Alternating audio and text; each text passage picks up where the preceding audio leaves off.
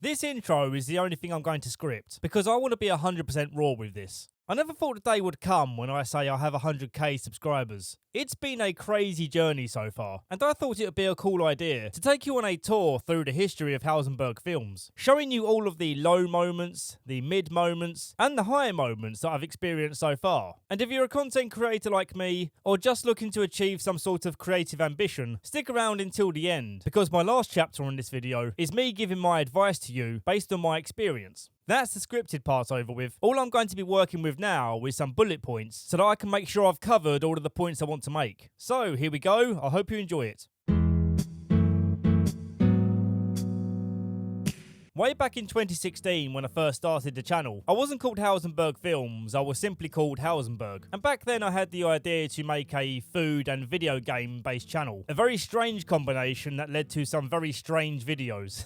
Some of which I'm proud of, and some of which I wish had never seen the light of day. I'm going to give you an overview of these videos here, but for people who subscribe to my Patreon, you're going to be given access to these videos in full, along with my commentary. But just taking a snapshot of all these videos here, you can see some of the topics I tried to explore, and way back then, I had no one watching my channel, with the exception of my close friends, who, God bless them, as my friend they felt obliged to watch my videos, and my God, some of these are very painful experiences. Welcome to this free lesson on how to save the Earth with our resident professor and Earth enthusiast, Godzilla. You can see from the presentation quality and from the pacing of my voice in these videos that I had a long way to go. Create a safe environment for pollinating insects.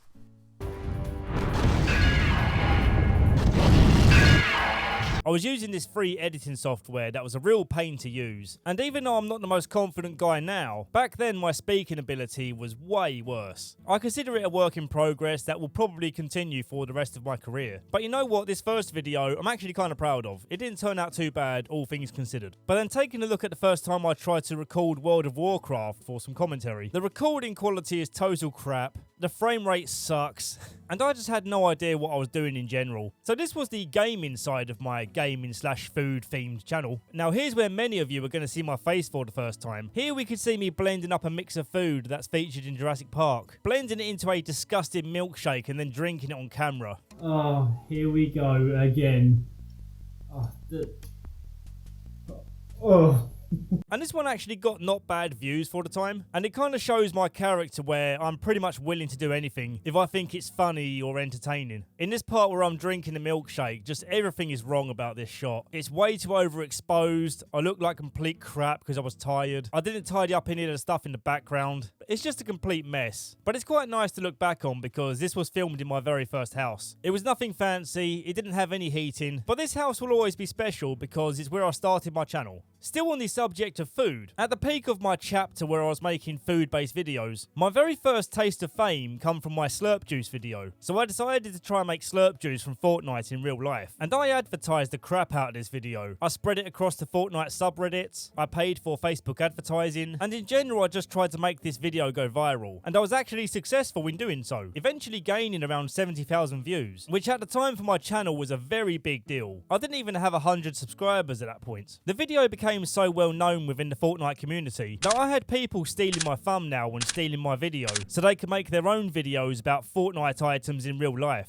And the best part of it all, I got featured in Vice magazine. I had a very nervous interview with one of their journalists, and they was asking me about the creative process of this video. Which really just boiled down to me mixing a load of random crap into a jar and then placing some lights under it. It's really not a great video, it was just a good idea. So maybe if the idea had been executed better, I might have even got 1 million views on the video, who knows. But that chapter is now closed on my channel because immediately after that video, I had the impression that my views would continue to grow. But instead, they died. No one really cared, no one stuck around. It was a one-hit wonder, and I felt it was time for a change. I chose to start making recaps on films because the content I was watching on YouTube at the time was all film reviews, but I felt there was something missing from the genre. I felt like the movie creators I was watching were more focused on the analysis of film rather than having fun with films, and that's where I wanted to create my own little niche, partially inspired by the Mr. Plinkett reviews over at Red Letter Media, and even in my early film videos I'm even trying to emulate the Mr. Plinkett voice. Today's movie is Grumpy Cat's worst Christmas ever. A movie you will probably never watch because it looks terrible. No. That song makes my tail hurt. Fortunately for you, I'm here to provide the valuable service of explaining what happens in movies. Seriously, it's so dumb it's like some kind of romance novel or something, or like a late night Cinemax sex movie. Which I feel kind of stupid about now because I really shouldn't be trying to copy other people's style. I should have been trying to mould my own style. But again, because I was so unconfident of who I am, I just felt like I should try and be someone else. Which I now realise was a massive mistake. After some time of making videos about films, I came up with the idea of trying something a bit different, and that was covering the TV series in its entirety. The first TV series I chose, because it's my favourite TV series ever, was Breaking Bad. I worked my absolute arse off on this project, and at the time I had a lack of motivation to do so, because I was still struggling to gain an audience. So I had this constant feeling of like, oh man, no one's going to care when this video is made. I'm going to go into all of this effort, just so a few subscribers can say, cool video, and then it gains no more traction above that. And that's not to say I wasn't grateful for the audience I had, but anyone who creates videos will tell you, unless you see growth on your channel, it can feel like no one cares, even if a few people actually do care. And of course, that feeling also comes from my ambition to be a content creator full time one day, so I put a lot of pressure on myself to do well. When the Breaking Bad video was finally finished, I did feel a great sense of pride, being my first big project. But when it came to publishing time, yeah sure, it got some views, but really didn't gain as much traction as I was hoping. And that can be quite devastating for a creator. At this point, I was way under 1,000 subs, so of course I wasn't expecting the video to go viral. So after a while of it gaining not much traction at all, I was kind of giving up hope that it would happen. But then someone recommended that I should become a creator on TikTok. When I downloaded TikTok and opened it for the first time, my immediate feeling was, nah, this ain't for me. I'm not a teenage girl dancing around to music, and everything else just felt like stolen jokes from other people's videos, so I really didn't believe I had a place there at all. But then out of sheer curiosity to see what else the app had to offer, I kept scrolling, and eventually TikTok does start to recognise the kind of content you actually want to see. So I stopped seeing all of that stupid nonsense I mentioned before, and I started seeing some cool stuff, and that's when it inspired me to maybe make my own video and see how it does. I just recorded a few observations about Rick and Morty and a couple of films here and there. Nothing really special, which gained nothing really special view-wise. But then I had the idea of advertising my YouTube channel here. So I made this really low-effort screen recording of my Breaking Bad video and kind of had a hat-in-hand moment like, please come and visit my channel. My video's so lonely, it needs views. Please stroke my ego and say you like the video.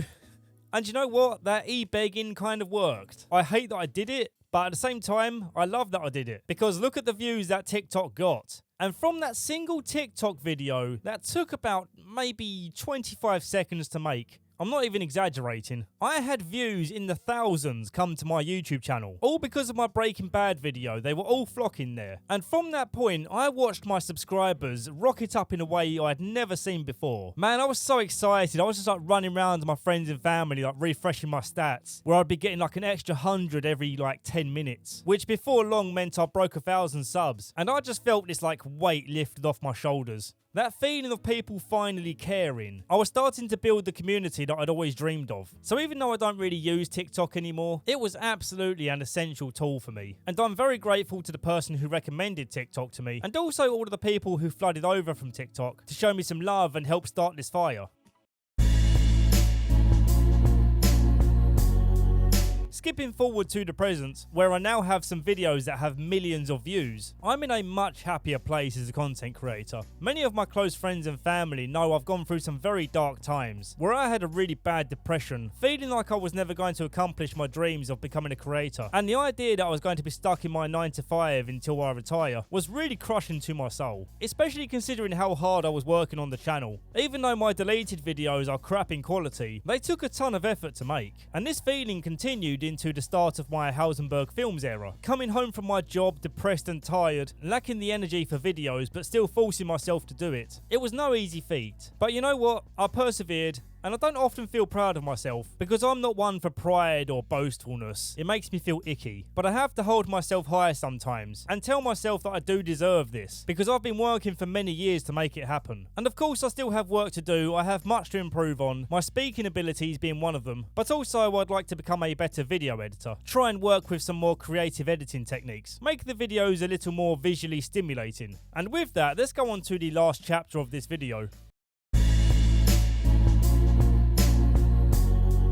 My tips for anyone trying to make it on YouTube or just trying to achieve a creative goal. Number 1 is perseverance. If you're truly passionate about being creative, don't let the idea of failure get in the way, because you are going to fail many times. I've shown you proof of this here. Most of my early videos were actual trash, but I had to make those videos first in order to know that something had to change. So persevere through the rough times. Know that when you first start out, you're going to be bad. No one starts out being great at what they do. The second point, and it's one I wish I told myself, don't try and trick the system. Way back in the day, it used to be very common for small-time creators to put the message out there that they will sub for sub, meaning that anyone who subscribes to your channel, you'll subscribe to their channel in return. Let me tell you, that is a complete waste of time. The people who subscribe to you in that agreement are only doing so they can get it in return. They have no interest in watching your channel. And let me tell you, there is nothing good about having a dead subscriber count. Just having one more number on your subscriber count isn't going to mean jack when that person doesn't watch your video. And to this day, people still try these tricks. The trick comes in various forms, including people emailing you and asking you to check out their channel. Please trust me when I say this type of networking never works out. Feel free to advertise yourself to the world for sure, but make sure it's natural. Appeal to people naturally. Take my TikTok advertisement for an example. People came across that video because of the hashtags Breaking Bad. I was advertising myself to people interested in that topic. No one was obliged to come check out my stuff.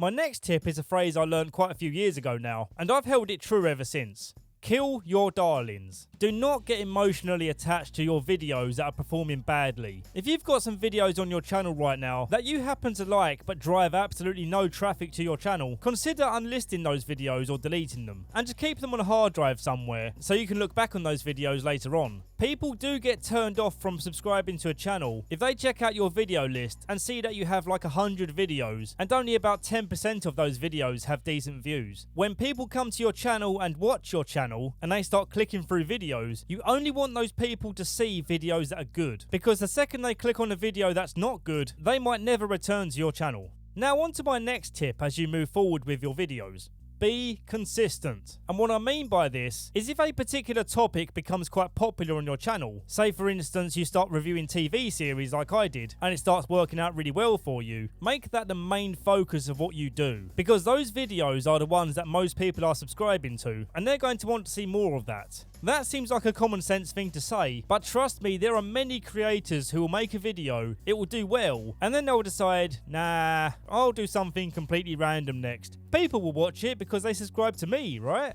No, they half subscribe to you and they half subscribe to your videos. They want to see both. It's not all about you, you know. Some of you hearing this tip might be confused right now, thinking, why didn't you carry on making Fortnite videos with the success of your Slurp Juice video? And the answer to that is, I had no more ideas left. At the time, people were subscribing to me because they were fans of Fortnite, and I was terrible at the game. I just had that one idea to make Slurp Juice, and after that was done, the gimmick was over. There was not really anywhere else for me to go with it. So as an asterisk to that previous point, if an idea of yours is successful, carry on with the idea if you feel like you've got room to grow with it.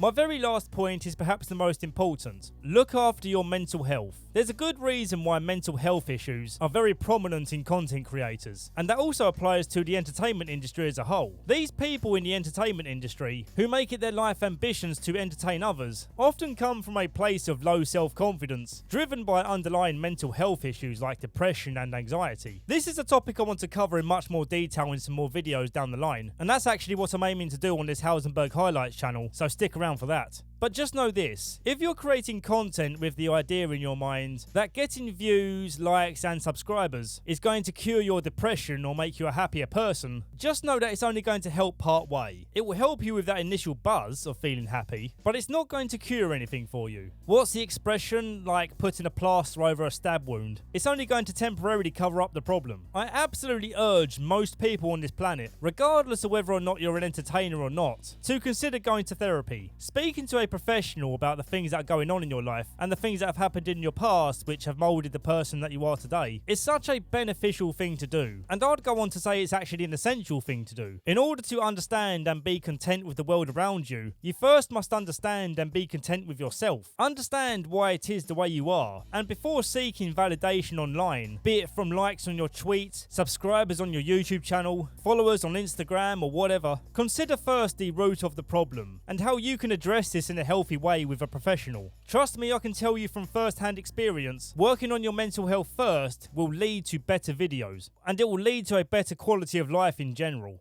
Well, that's my 100k special video over with. I really want to thank you all from the bottom of my heart for being a part of my journey here. It's been such an emotional roller coaster, and it brings me great joy to know that the ride isn't over yet. So thank you very much again, and I'll see you soon.